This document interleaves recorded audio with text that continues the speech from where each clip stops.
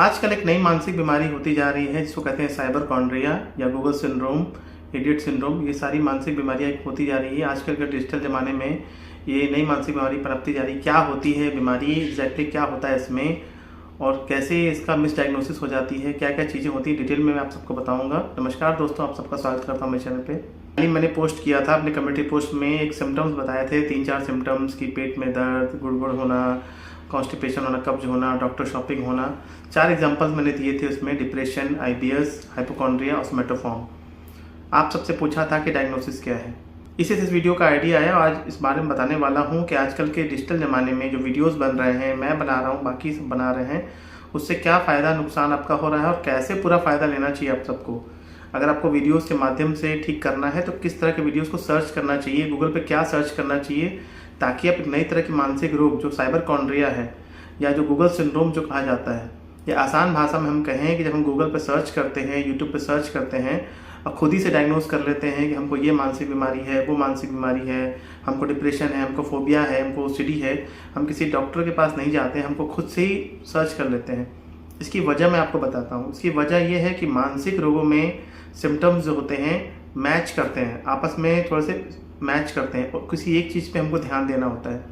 जैसे कि अभी इस एग्जांपल में जो कम्युनिटी पोस्ट मैंने किया था कि पेट में दर्द होना, कॉन्स्टिपेशन होना, आंखों के सामने अंधेरा छाना, पेट में गुड़गुड़ करना, ऐंठन होना, शरीर में दर्द होना, धुंधला दिखना, उसके बाद डॉक्टर शॉपिंग करना। तो 4 चीज़ें मैंने पूछी थी कि डिप्रेशन हो सकता है, कि आईबीएस हो सकता है, कि उसके बाद सोमेटोफॉर्म डिसऑर्डर हो सकता है, कि हाइपोकॉन्ड्रिया हो सकता है। तो आप सबने मैक्सिमम जो आंसर किया है, जो 50% ज़्यादा लोगों ने आंसर किया, उसका डिप्रेशन आंसर किया है। कुछ लोगों ने आंसर किया है आईबीएस आंसर किया है और हाइपोकॉन्ड्रिया का आंसर किया है, और सबसे कम लोगों ने सोमेटोफॉर्म आंसर किया है, जबकि इसका मेन आंसर सोमेटोफॉर्म है। अब मैं इसकी वजह पूरी बताता हूँ, डिटेल में एक्सप्लेन करूँगा। देखिए, जो भी डिप्रेशन होता है, आईबीएस होता है और जो भी आपका सोमेटोफॉर्म होता है, हाइपोकॉन्ड्रिया, सब सोच की दिक्कतें होती हैं। अगर हम एक एक चीज़ को लेकर देखें तो हाइपोकॉन्ड्रिया इंसान वो होता है जो किसी भी छोटे से सिम्टम्स को लेकर बड़ी बीमारी का सोचता है। हल्का सा तिल हो गया यहाँ पे तो उसको सोचेगा कि अरे भाई ट्यूमर ना हो गया हो, कहीं सिर में कुछ हो जाएगा तो कहीं हेमरेज ना हो गया हो, यहाँ सोचे हार्ट अटैक ना हो गया हो।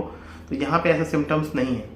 डॉक्टर शॉपिंग हाइपोकॉन्ड्रिया भी करते हैं, डॉक्टर शॉपिंग इवन आईबीएस वाले भी करते हैं, डिप्रेशन का पेशेंट भी कर सकते हैं, या फिर सोमेटोफॉर्म भी कर सकते हैं। जहाँ पे उनको संतुष्टि नहीं मिलेगा वो एक डॉक्टर से दूसरे डॉक्टर, दूसरे से तीसरे डॉक्टर, कहीं ना कहीं जाएंगे। लेकिन हमें मेन सिम्टम को कैच करना होता है। पेट की दिक्कतें सब में हो सकती हैं, क्योंकि पेट की बीमारियां क्योंकि सोच की बीमारियों से भी हो सकती हैं। तो डिप्रेशन वाले पेशेंट को भी पेट में प्रॉब्लम हो सकती है, आईबीएस में तो होता ही है, और सोमेटोफॉर्म में भी हो सकता है और हाइपोकॉन्ड्रिया में भी हो सकता है। क्योंकि जहाँ भी एंग्जाइटी का आएगा, जहाँ भी सिंपैथेटिक नर्वस सिस्टम स्टिमुलेट हो जाएगा तो वहाँ चीज़ें होती हैं। लेकिन सोमेटोफॉर्म जो होता है, सोमा मतलब बॉडी होता है, जैसा कि पिछले वीडियो मैंने बताया था। इसमें सोमेटिक सिम्टम्स होंगे, बॉडी में अलग अलग जगह सिम्टम्स होंगे। आंखों को सब धुंधला दिखेगा, पेट में दर्द हो सकता है, शरीर में चींटी ऐसा काट सकता है और बाकी चीज़ें होने लगती हैं। सोमेटोफॉर्म का पेशेंट बाद में जाके उसको डिप्रेशन हो सकता है। मैंने इस वीडियो में पहले बताया था कि सोमेटोफॉर्म पेशेंट का, क्योंकि देखिए किसी का भी अगर सिम्टम इंप्रूव नहीं होगा तो बाद में जाकर उसको डिप्रेशन हो सकता है, सेकेंडरी हो सकता है। लेकिन डिप्रेशन के पेशेंट में ये डॉक्टर शॉपिंग कम पाई जाती है। सोमेटोफॉर्म पेशेंट में क्या होता है कि उसको संतुष्टि नहीं मिलता, उसको लगता है कि डॉक्टर ने मेरी बात नहीं सुनी, मेरा जांच में निकला नहीं, मैंने टेस्ट कराया, मेरे बॉडी में पूरा शरीर में दर्द है, फिर भी मेरे को कुछ सिम्टम नहीं निकल रहा है, क्या बात है। इसलिए सोमेटोफॉर्म वाले पेशेंट जो होते हैं, सोमेटाइजेशन डिसऑर्डर वाले पेशेंट, वो अलग अलग डॉक्टर के यहाँ जाते हैं। ये उनके कुछ फीचर्स में से होते हैं। और जब हम डायग्नोस करते हैं किसी पेशेंट को तो मेन फीचर्स पर ध्यान देते हैं। पेशेंट को सामने बात करनी होती है।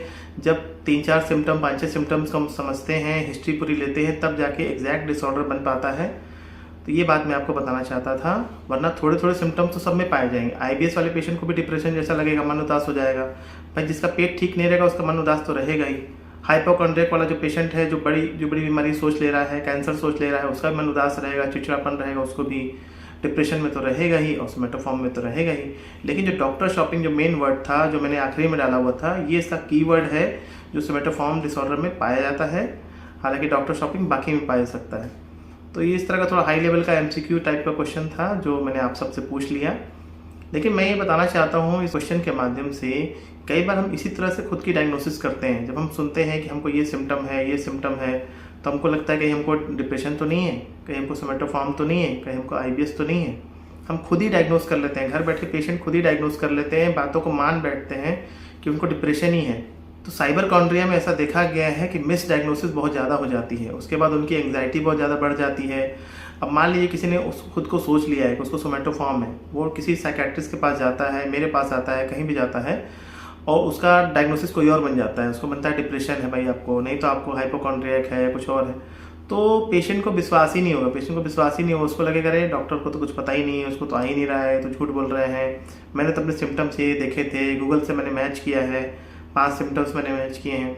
तो साइबरकॉन्ड्रिया एक नया तरह का हेल्थ एंग्जाइटी डिसऑर्डर बनते जा रहा है, जिसमें कि पेशेंट खुद ही गूगल से देखकर, यूट्यूब से देखकर खुद की डायग्नोसिस करना, खुद का ट्रीटमेंट देखना सोचने लगते हैं। जैसे बहुत से लोग मेरे स्टाफ के पास पूछते हैं, जैसे मैंने कीटामीन थेरेपी के बारे में बनाया वीडियो, तो कुछ लोगों को 10 साल से डिप्रेशन है। तो आजकल क्या होता है ना कि मेरे ऐसे और भी जो डॉक्टर्स वीडियो बनाते हैं या साइकोलॉजिस्ट वीडियो बनाते हैं, कुछ लोग थंबनेल को इम्प्रूव करने के लिए या वीडियो को ज़्यादा व्यूज़ पाने के लिए ऐसा लिख देते हैं कि डिप्रेशन का इलाज मात्र 2 मिनट में पाए, कीटामीन थेरेपी से, हर चीज़ का इलाज कीटामीन थेरेपी से डिप्रेशन को जड़ से ठीक करें।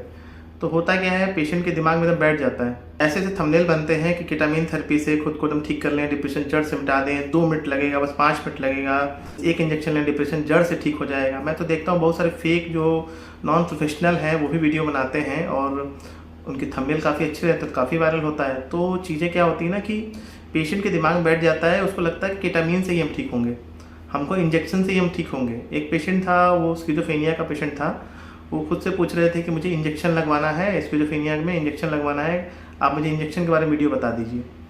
तो मैं ये कहना चाहता हूँ, आपको ये डॉक्टर डिसाइड करेंगे, आपके साइकेट्रिस्ट अच्छे डिसाइड करेंगे कि कौन सा इंजेक्शन आपको लगना है, कौन सा ट्रीटमेंट होना है। अगर आपके किसी साइकेट्रिस्ट ने आपको बोला है तब तो बात अलग है, लेकिन अगर मन में हमारे खुद ही ये बात बैठ गई कि नहीं मुझे इंजेक्शन से मैं ठीक होऊंगा, एक बार मैं कीटामीन लगवा लूँ, फिर आप टैबलेट से ठीक नहीं होने वाले हैं, ये बात जानिए। और कीटामीन इंजेक्शन जो भी होता है डिप्रेशन के लिए, वो ऐसा कोई मजाक नहीं होता है कि किसी भी क्लिनिक पे जाके आप लगवा लीजिए, उसके बहुत सारे साइड इफेक्ट होते हैं, पैसे खर्च होते हैं, और ऐसा कुछ भी नहीं है कि सबको लग गया, उसके पहले बाकी सारे टेस्ट होते हैं जो मैंने कीटामीन वाली वीडियो में बताया हुआ है। मेन बात ये कहना चाहता हूँ कि खुद से सिम्टम्स को डायग्नोज मत करिए जब तक कि आपको एकदम बिल्कुल क्लियर कट ना हो, और खुद से ट्रीटमेंट ना सोचिए कि मुझे यही ट्रीटमेंट सूट करेगा, ऐसा खुद से ना सोचिए, वरना आपका नुकसान हो जाएगा। एक काम करना है आपको, जो थोड़ा मुश्किल काम है, लेकिन ये काम आपको खोज के करना ही पड़ेगा कि अपने आसपास एक अच्छे साइकेट्रिस्ट को देखना है जो 10 मिनट आपको टाइम दे। ये चीज़ थोड़ी मुश्किल होती है, लेकिन हाँ, खोजने से मिल जाता है, खोजने से तो भगवान भी मिल जाते हैं। और नहीं तो ऑनलाइन देखिए किसी को भी, और नहीं तो वीडियोस देखिए, सबके देखिए, मेरे देखिए। मैंने ईमेल में लिखा है कि कैसे वीडियोस को पूरा फ़ायदा ले सकते हैं, कैसे गूगल का फ़ायदा ले सकते हैं।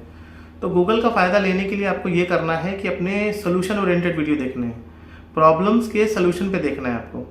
जो भी आपका प्रॉब्लम है, जो भी आपकी समस्या है, उसके सोल्यूशन पे ध्यान दीजिए। आपको सिम्टम जो भी आ रहा है, आपको घबराहट बेचैनी हो रही है, आपको गुस्सा आ रहा है, ठीक है, मोटा मोटी आपने डायग्नोज कर लिया कि आपको ओसीडी है, आपको डिप्रेशन है, आपका मन उदास है, तो इतना तुमको समझ में आ जाता है कि आपको डिप्रेशन है, तो उसके सोल्यूशन पे ध्यान देना है। अगर आप गूगल सर्च कर रहे हैं, आपको अगर सिम्टम्स दिख जा रहा है, 4-5 सिम्टम्स दिख जा रहा है, कहीं आपको, जैसे कई बार हमको दिखता है कि हमको एंग्जाइटी हो रही है, हार्ट में एंग्जाइटी हो रही है, तो 5वां नंबर का डायग्नोसिस दिखता है हार्ट अटैक। तो आपको रियल सिम्टम पे ध्यान नहीं देना है, हार्ट अटैक पे ध्यान नहीं देना है।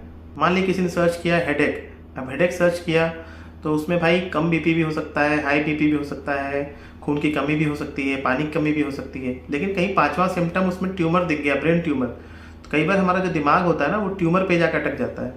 तो हमको लगता है कहीं ट्यूमर तो नहीं है, कहीं हेमरेज तो नहीं हो गया हमको, कहीं हमारा सिर फट तो नहीं जाएगा। तो उसके बाद हमको एंग्जाइटी बहुत ज़्यादा हो जाती है। ऑनलाइन सर्च करने से बहुत ज़्यादा हेल्थ एंग्जाइटी होती है, और ये बहुत सारा चीज़ें अब डॉक्यूमेंटेड हो गया है। जो गूगल सिंड्रोम है, ये साइबरकॉन्ड्रिया जो है, बहुत ज़्यादा बढ़ते जा रहा है। हम अक्सर देखते हैं लोग दवाइयों के साइड इफ़ेक्ट सर्च करते हैं कि भाई कहीं एंटीसाइकोटिक चल रहा है, क्या चल रहा है, इसके साइड इफ़ेक्ट क्या हो जाएंगे, कहीं नुकसान तो नहीं कर जाएगा। मैं आप सबको ये कहना चाहता हूँ कि चाहे कितना भी आप सर्च कर लें, आपको इसका प्रैक्टिकल अनुभव नहीं है, आपको इसका अनुभव नहीं है कि भाई किस पेशेंट में कितना असर करता है। तो अगर आपको अपने डॉक्टर पे विश्वास है, अगर आपको साइकेट्रिस्ट पे विश्वास है, तो ही उनसे दिखाइए, तो ही उनसे जाके इलाज कराइए। कई बार मैं देखता हूँ, ये बहुत कॉमन है, इसके बारे में मैंने बहुत सारी बार बात कर ली है, लोग इलाज कहीं और करा रहे होते हैं कि डॉक्टर साहब मेरी बेटी का इलाज यहाँ चल रहा है, उसको स्किज़ोफ्रेनिया है, ये दवा चल रही है, उसका ट्रीटमेंट बता दीजिए क्या ये सही चल रहा है, नहीं चल रहा है। अब आप सोचिए, उसका इलाज कहीं और चल रहा है, मैं तो उसको देखा नहीं हूँ, मैं कैसे उसके बारे में बता सकता हूँ। डॉक्टर साहब मुझे डिप्रेशन है, मुझे इसकी दवा बता दीजिए, मुझे ओसीडी इसकी दवा बता दीजिए। तो पेशेंट को कंसल्ट करना पड़ता है, सामने से देखना पड़ता है, ये बात आप सबको समझनी है। और आज की इस वीडियो से मैं ये बताना चाहता था कि सिम्टम्स आपस में मैच करते हैं, एग्जैक्ट डायग्नोसिस बनाना थोड़ा मुश्किल हो जाता है, इसीलिए प्रोफेशनल की मदद ली जाती है। और अपने सोल्यूशन ओरिएंटेड वीडियो देखिए तो ही आपको ज़्यादा फायदा मिलेगा यूट्यूब के माध्यम से। अगर आप घर बैठे खुद को ठीक करना चाहते हैं तो अपने प्रॉब्लम्स के सोल्यूशन पे ध्यान दीजिए, और एक लेवल के बाद जब आपको लगता है कि नहीं भाई बहुत हो गया, मुझे बहुत समझ में आ गया या मुझे बहुत ज़्यादा फायदा नहीं हो रहा यूट्यूब से, तो अपने पास के किसी अच्छे साइकेट्रिस्ट से, साइकोलॉजिस्ट से दिखाना है। पैसे की दिक्कत है तो आप गवर्नमेंट हॉस्पिटल में चले जाइए, कुछ फ़ायदा तो आपको वहाँ हो ही जाएगा, क्योंकि कई बार गवर्नमेंट हॉस्पिटल में टाइम की कमी होती है। तो इसलिए ये चीज़ों को करना है, अपने स्वास्थ्य का बेस्ट ख्याल रखना है, ज़िंदगी में आपको ये सोचना है। उम्मीद करता हूँ आप सब इस बात को समझेंगे, और ये जो आजकल नई बीमारी साइबरकॉन्ड्रिया हो रहा है, गूगल सिंड्रोम, इस पर ध्यान देंगे। वीडियो अच्छा लगे तो लाइक करिएगा, शेयर करिएगा, चैनल को सब्सक्राइब करिएगा। मिलते हैं दोस्तों किसी नई शानदार वीडियो में, तब तक के लिए नमस्कार।